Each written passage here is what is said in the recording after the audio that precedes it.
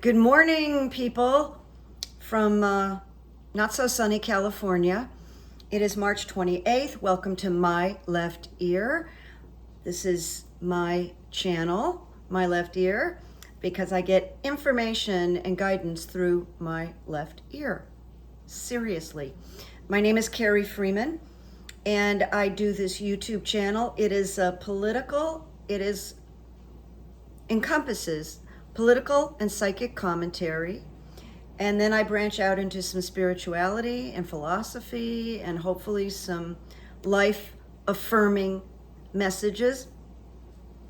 And this is video 84 for entertainment purposes only. I like to call myself the writer, producer, director of My Left Ear because I do it all. And I do an outline and a script, and I come in and talk, which is what I'm going to do today. Now, this is for entertainment purposes only. I am building a really lovely community of people. I mean, lovely community of people. And I invite you to subscribe if you like it, if you're entertained or you find this interesting, and then hit like. It really helps. Okay. Now, to begin with, I want to thank you for ordering my book. I've sent out 6, and then over the weekend many more orders, and so tomorrow I'm sending out about 16, 17, and keep it coming, people. I'm really excited you're going to read the book, so thank you. All right, now we're going to begin. I'm just picking things that really pique me, and I'm not covering everything, and I'm hoping what I cover piques you.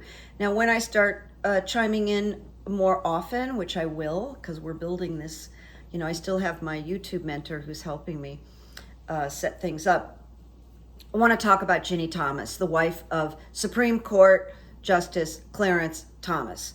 I'm assuming you have seen the news, but she is a very right-wing lug nut. I mean, she's really nutty. She's like that Kraken woman who's making up unbelievably wacky stories.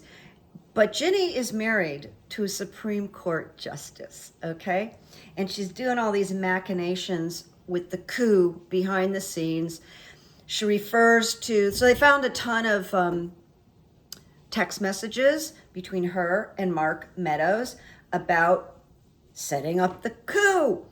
Very passionate stuff. And we have to assume there's more texts. There's more information. So Judge Thomas has kind of gone quiet. He was in the hospital. Nobody really knows what was wrong with him. They're calling it an infection. But he's kind of missing in action. He's kind of MIA. And she's hitting the news like crazy. In one of the texts, she talks about, I think it's like talking to her best friend, and she didn't say his name. She didn't say her husband's name, but they are a couple that are known to the community in DC, where he calls her his best friend. So we may assume something there. I think we're pretty close. So overall, I did 2 different rune questions on Ginni Thomas. So overall, I wanted to kind of get, where's she at? How much trouble is she in? She's kind of protected here, All right, so the first rune was the rune of defense. And defense is the ability to foresee consequences, which she didn't. It advises to avert bad outcomes via correct action. She's not doing correct actions. And through that, it creates tremendous inconvenience and discomfort. So now Ginni and probably the husband are experiencing tremendous inconvenience and discomfort. Now, here's what's interesting about these runes, because I normally pull 3, but sometimes I just pull 1 and I get the answer so clearly. I got the standalone rune, and while I'm talking to you, I'm going to look for it, because it's so, it's just like that. It's just a bar that goes up and down. That's it. It's just one line. That's it. You've heard me talk about it before. It doesn't come up that often. It's very cold and chilly. This is probably the coldest and chilliest rune in all of the runes, stand alone. So let me tell you, that which impedes. So they were trying to impede the outcome of the election, still going on. And it says, the winter of your spiritual life is upon you. You are entangled and blind to a situation. No positive accomplishment now. That was the second rune I pulled. Well, hang on to your hats, my friends. The third rune was the same one. Stand alone.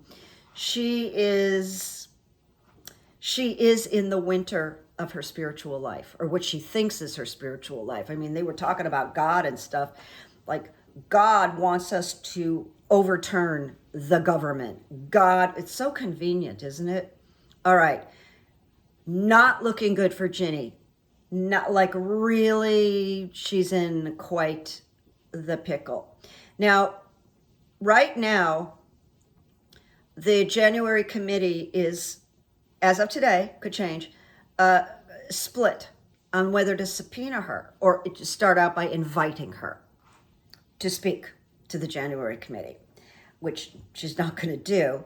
And so I wanted to know, will Ginni Thomas appear in front of the January 6th committee?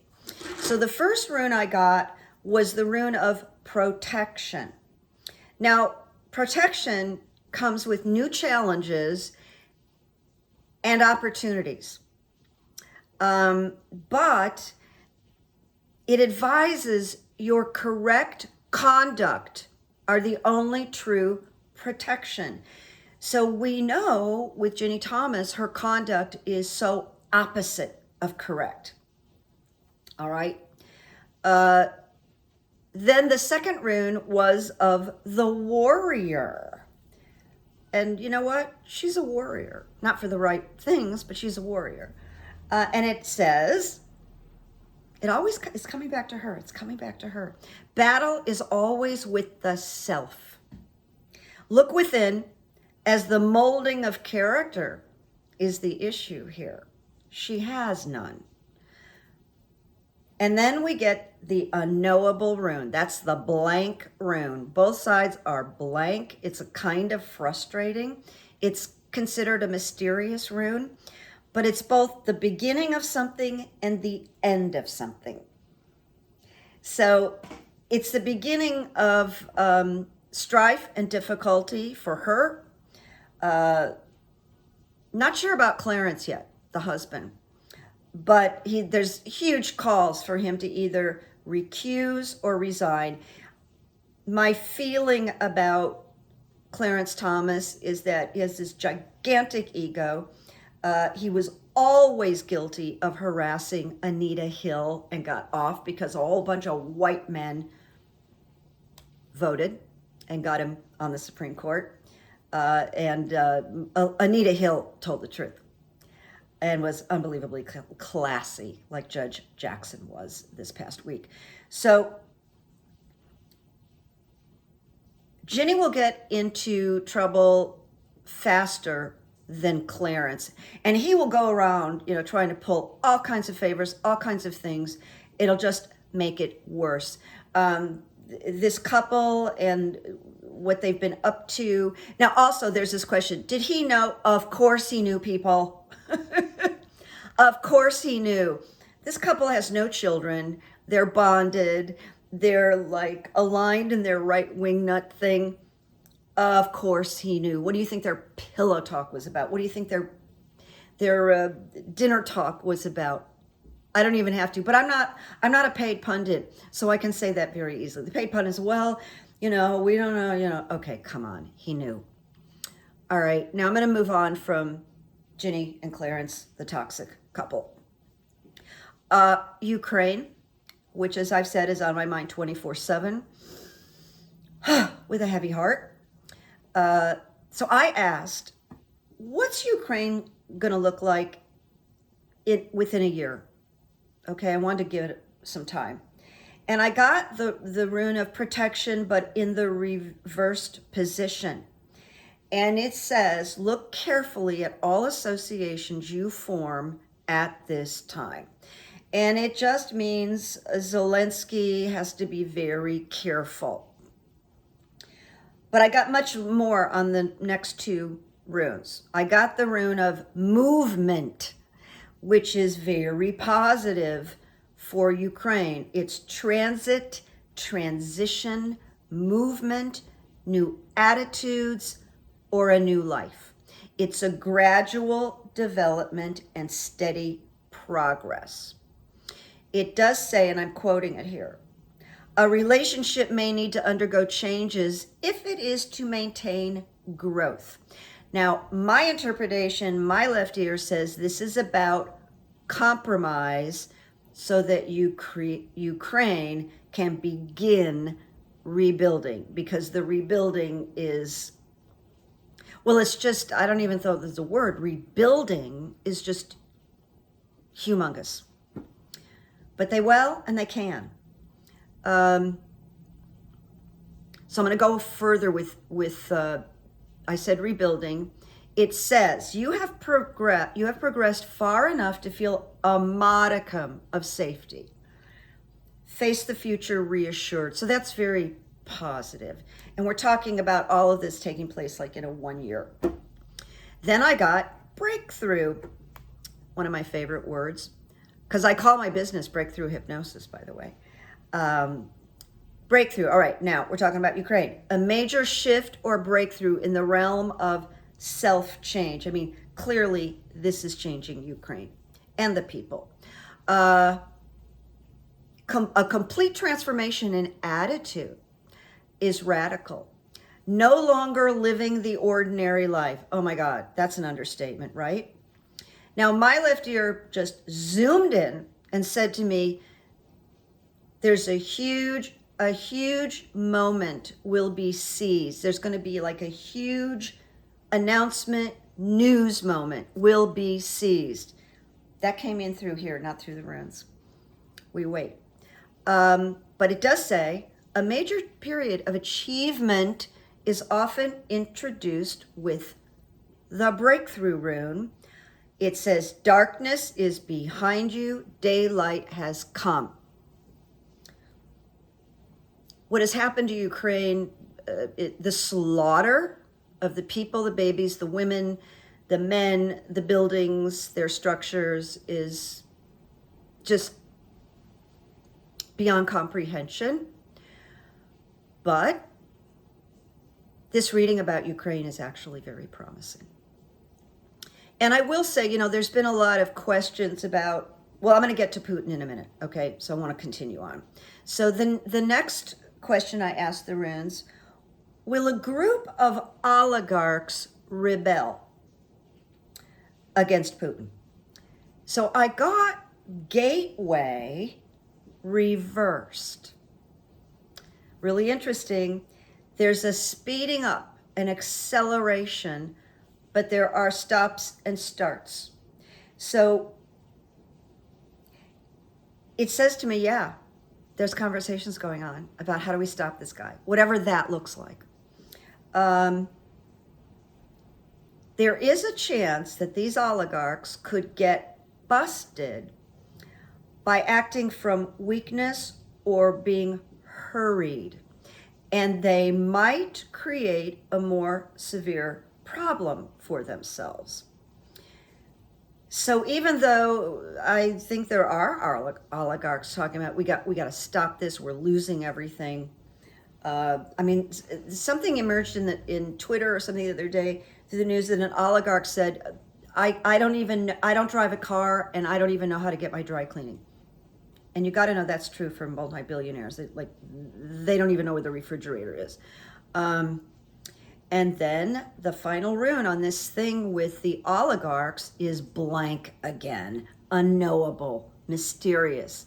It's the beginning and it's the end. So It could be that this is going on. It could be that it gets foiled. These oligarchs could get into some nasty trouble, but that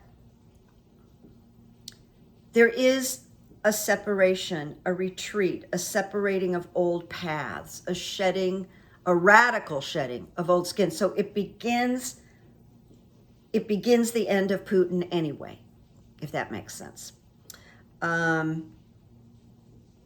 It says there must be something you must give up, some aspect of yourself or position in society. And it makes me feel that Putin's going to be forced to retreat. He may not get taken out, but he's going to be forced to retreat. I have Clarence Thomas written down here.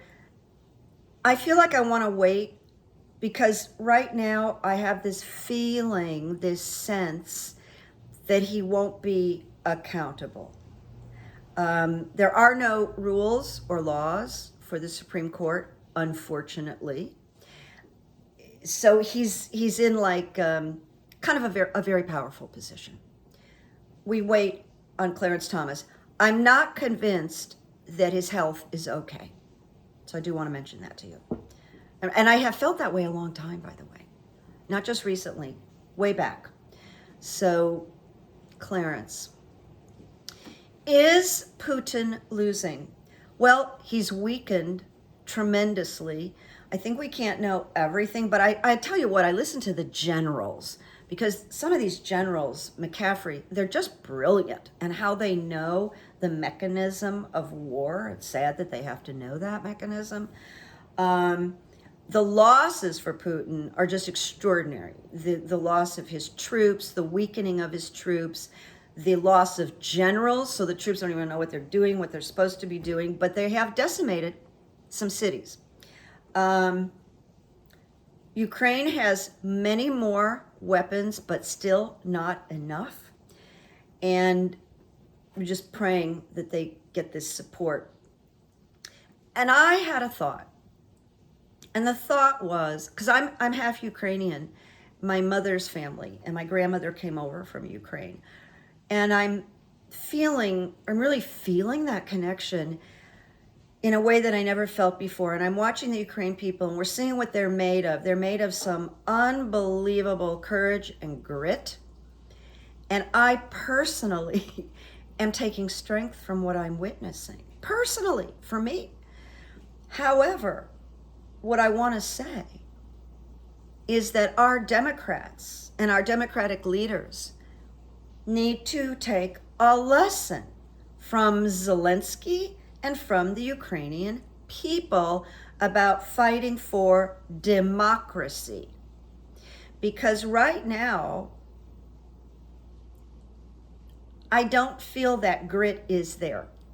There's just still much sort of like low-key, polite, I think you know what I mean.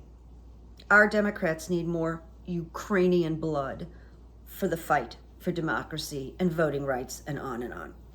So, and determination. And the last thing I want to discuss is that I'm very upset, and upset isn't even the word, because there's a war on women. There's a war on women right now. And you know, I came up through feminism and Roe v. Wade and all of this stuff. And even way back when, I thought it's really not a feminist movement. I have always felt this way. It's a humanist movement. Because in order for things to improve for women, men have to change also. So I just never thought, like when people say, are you a feminist? I go, no, I'm a humanist. And I say it and I'm proud of it. No apologies. So I just want to mention that. So we have, there's just a couple of examples. And it's kind of depressing, but I need to put the truth out there. We need to fight.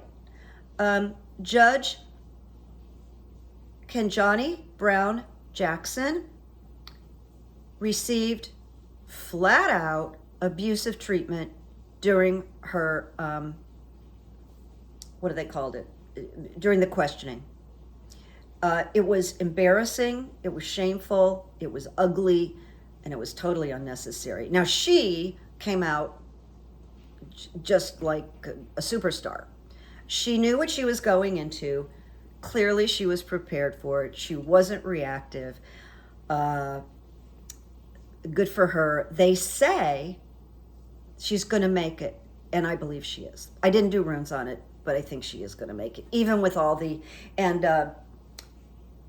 Mitch the turtle came out this week with his, his southern did. Well, I can't, in all honesty, vote for Judge Jackson because her answers were so vague.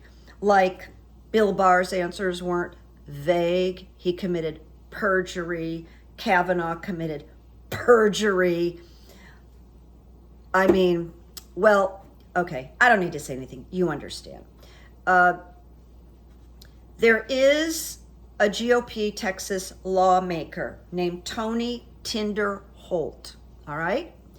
And he has come out with a bill that now you're not going to believe this, but trust me, it's true, that he wants passed in Texas, and it's currently in debate. He wants rape victims who are impregnated and have an abortion, that they can be sued by the rapist or the rapist family. That's right, you heard it right. And then ectopic pregnancies, and I'm not a doctor, but it takes place in the fallopian tube, and it can kill the mother, and it's extremely painful, and there will not be a viable baby or fetus from an ectopic pregnancy.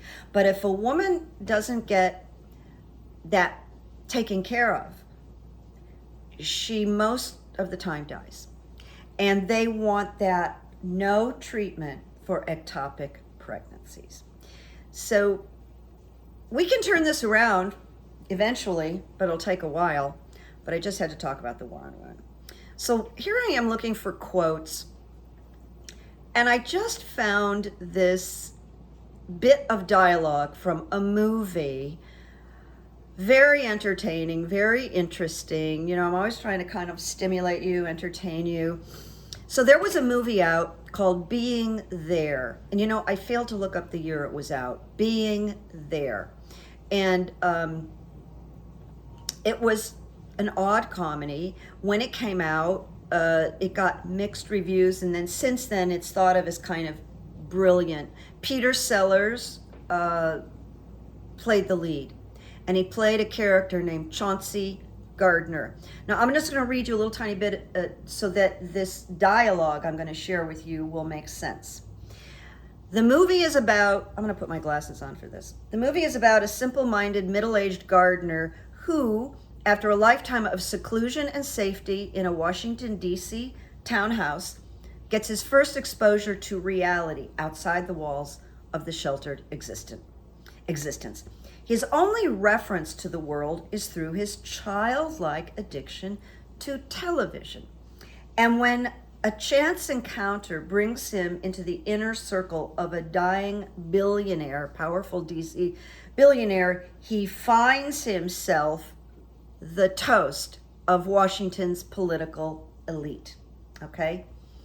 So one of the characters, a man named Stigler, is talking to Chauncey Gardner. And he says, now I'm just going to put this into context. I'm printing it because this was so many years before Donald Trump. And by the end of it, you'll see. This is sort of relating to Donald Trump, but it's funny. So Mr. Stigler says, Mr. Gardner, my editors and I have been wondering if you would consider writing a book for us, something about your political philosophy. What do you say? And Chance the gardener says, I can't write. Mr. Stigler says, oh, of course. Who can write nowadays? Listen, I have trouble writing a postcard for my children. Look, we can give you a 6-figure advance. I've provided you with the very best ghostwriter proofreaders available. That's what I'll do. And Chance the gardener says, I can't read. And Mr. Stigler says, of course you can't. No one has the time. We glance at things. We watch television. And Chance the gardener says, I like to watch TV. And Stiegler says, oh, sure you does. Sure you do. Nobody reads.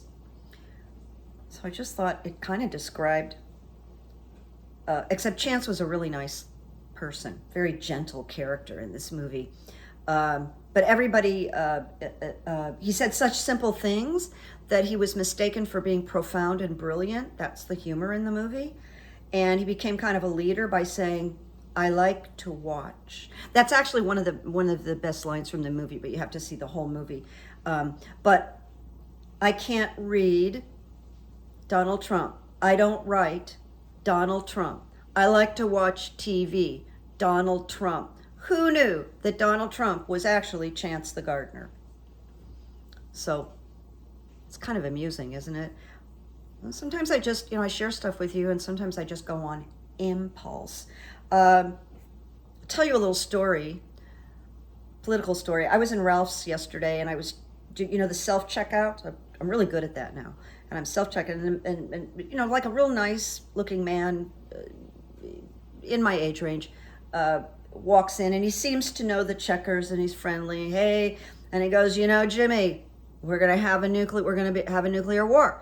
And he's saying it really loud. I'm like, whoa. And he was really talking loud. Yeah, we're going to have this. So I said, whoa. Ended up on an elevator with this man. And I knew he was not a MAGA.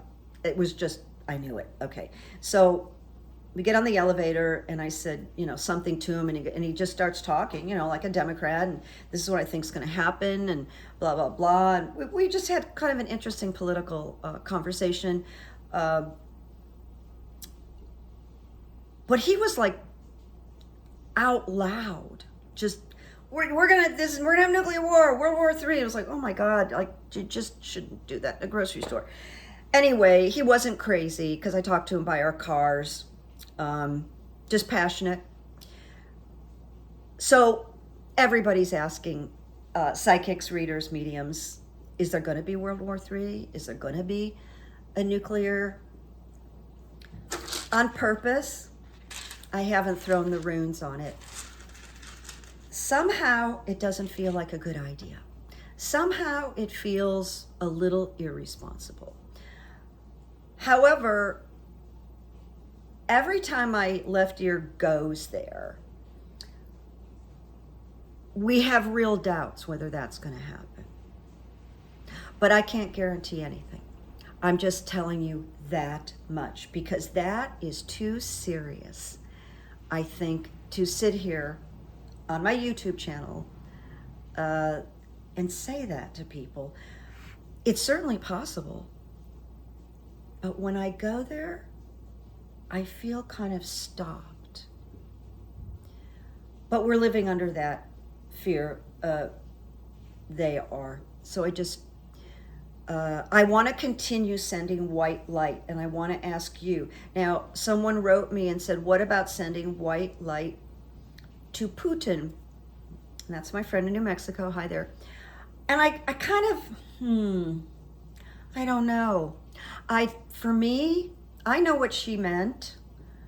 It's the kind of holy thing to do. For me, I'm just focusing on the strength and healing and rise and of the Ukrainian people and Zelensky. So let's just continue sending the light. There is some movement, and maybe it has to do with the light we're sending, okay? I will be back. I'm setting up Patreon with some really interesting features that I think you'll find interesting. But, when we first met, I said, I'm going to get a YouTube mentor. It took me forever. I eventually do everything I say I'm going to do. It just takes me a while. I'm taking piece by piece by piece. I always knew I was going to introduce my book to you, but I take things because I've got a lot going on right now. Anyway, down in the description section, there's links to videos about what is therapeutic hypnosis, what is my psychic coaching. My email is down there, and I am available for private sessions. You can just email me and ask me for my one sheet of what I do and the pricing. So as I say to you, put out your white light, put it out there, and make peace, make good memories. Okay, my friends, I'll see you soon. Bye-bye.